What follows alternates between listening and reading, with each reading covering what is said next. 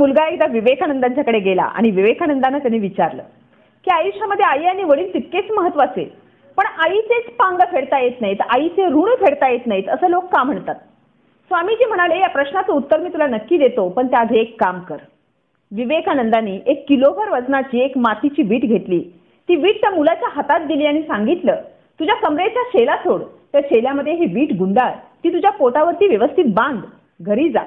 9 तास तुला जे काही काम करायचं आहे ते सगळं काम कर आणि बरोबर 9 तासांनी परत ये. पोटावरचं हे ओझं सोडूयात आणि तुझ्या प्रश्नाचं उत्तर लगेच तुला मी देईन. मुलाने ती वीट बांधली आणि तो घरी गेला. आता पोटावर ओझं घेऊन त्याला झोपता येईना, पोटावर ओझं घेऊन त्याला जेवता येईना, श्वास घेणं अवघड झालं, कोणतीही कृती त्याला करता येईना. तो अस्वस्थ झाला आणि 9 तासांनी स्वामीजींनी बोलवलेलं होतं, पण बरोबर 3 तासांनी तो परत स्वामीजींच्याकडे आला आणि स्वामीजींना म्हणाला की स्वामीजी, माझ्या प्रश्नाचं उत्तर हवं तर मला देऊ नका. मी साधा प्रश्न तुम्हाला विचारला की आईचे उपकार का फेडता येत नाहीत आणि तुम्ही तर मला ही शिक्षाच दिली.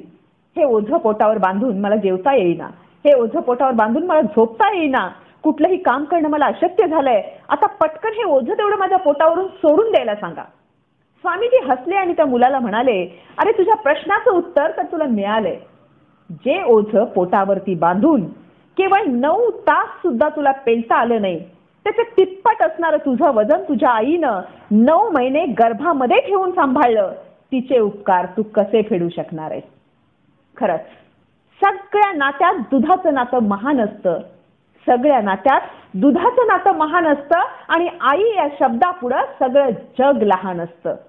अहो, कोणत्याही लहान बालकाला जर ईश्वराने विचारलं की बाबा रे, पुढच्या जन्मात तुला नेमकी कशी आई पाहिजे, सांग तुला कशी आई पाहिजे?